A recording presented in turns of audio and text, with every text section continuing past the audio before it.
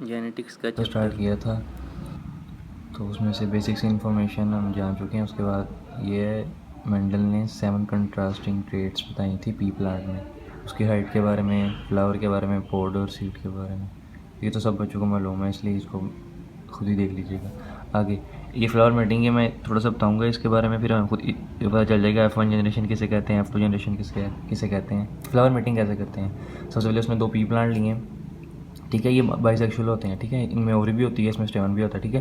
तो इसने क्या किया कि एक पी प्लांट में से ना ये जो स्टेमन जिसमें मैंने ये मेंशन किया स्टेमन, इसको रिमूव कर दिया, ठीक है। इसको रिमूव करने के बाद इसने इसकी बैगिंग कर दी, ठीक है। मतलब इसको कवर कर दिया ताकि कोई और पोलन ना आके इसको फर्टिलाइज ना कर जाए। तो ठीक है, इसने इसके स्टेमन को निकाल दिया, इसकी बैगिंग कर दी, ठीक है। स्टेमन को निकाला, इस प्रोसेस को कहते हैं इमेस्कुलेशन, ठीक है। अब इसने इसको कवर कर दिया था।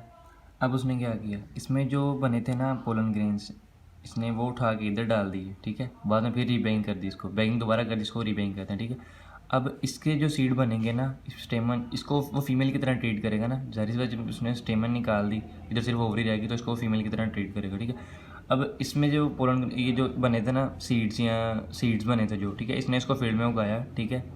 उनसे जो पौधे बने इसको हम कहते हैं F1 जनरेशन, ठीक है। अब इसने क्या किया, ये दो दो पी प्लांट बने, इसने फिर क्या किया, इन दोनों को इस तरह ट्रीट किया, इन दोनों प्लांट को इसी तरह ट्रीट किया, इसमें से स्टेमन निकाल दिया, इसको बैगिंग फिर रीबैगिंग फिर पोलोग्रेनेट डाले, उसको सीड बने, उनको फिर दोबारा उगाया, ठीक है। इसको इसी को कहते हैं सेल्फ फर्टिलाइजेशन, ठीक है। इसने फिर क्या किया, इन्हीं से जो आगे फ्लावर्स बने हैं इसको कहते हैं F2 जनरेशन, ठीक है। तो ये था फ्लावर मेटिंग। अब आगे आपको समझने में आसानी हो जाएगी। क्या वो ये कि इनहेरिटेंस ऑफ वन जीन।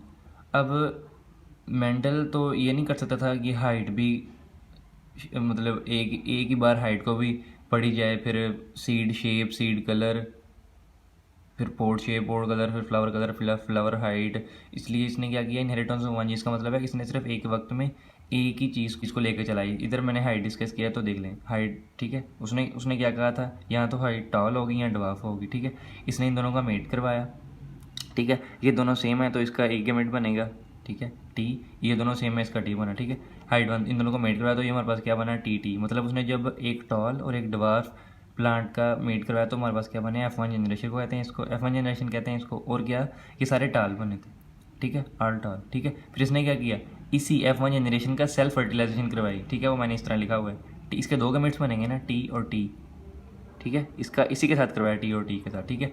तो F2 जनरेशन, F1 जनरेशन की इसने सेल्फ फर्टिलाइजेशन करवाई तो उसके बाद हमारे पास बनी F2 जनरेशन। F2 जनरेशन जब इसने कहा ये तो बहुत ज़्यादा गमीट बन जाएंगे, तो इसकी हेल्प की थी ब्रिटिश जेनेटिसिस्ट था एक, रेजिनाल्ड सी पुनेट। इसने, जिसको हम आज पुनेट स्केयर भी कहते हैं, जिस तरह सोल्व करते हैं, तो इसने इसका जब क्रॉस करवाया तो हमारे पास ये F2 जनरेशन बनी, ठीक है।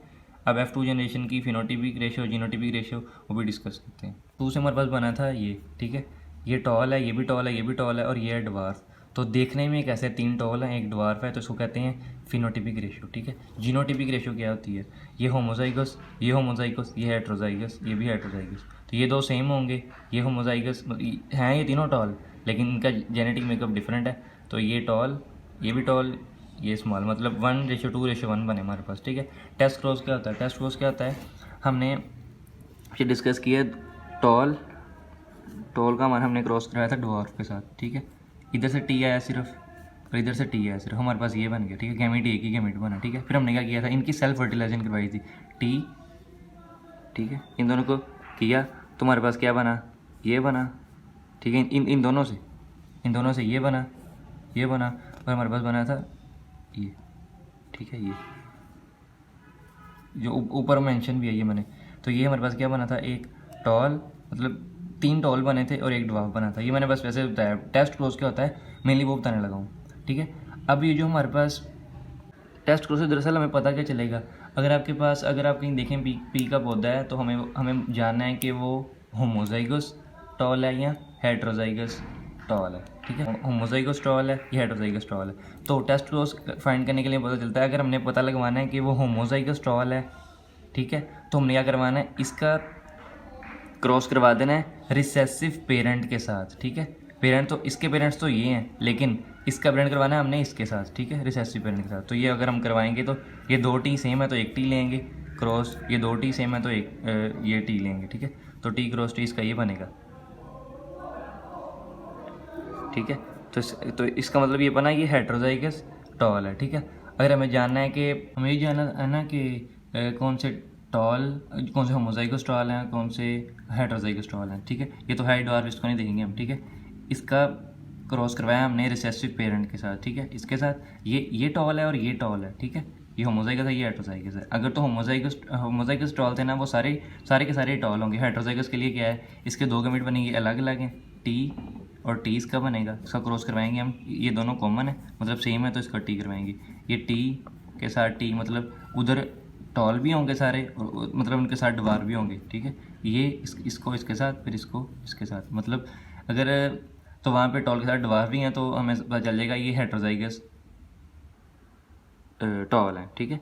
बात करेंगे मोनोहाइब्रिड और मोनोहाइब्रिड क्रॉस की।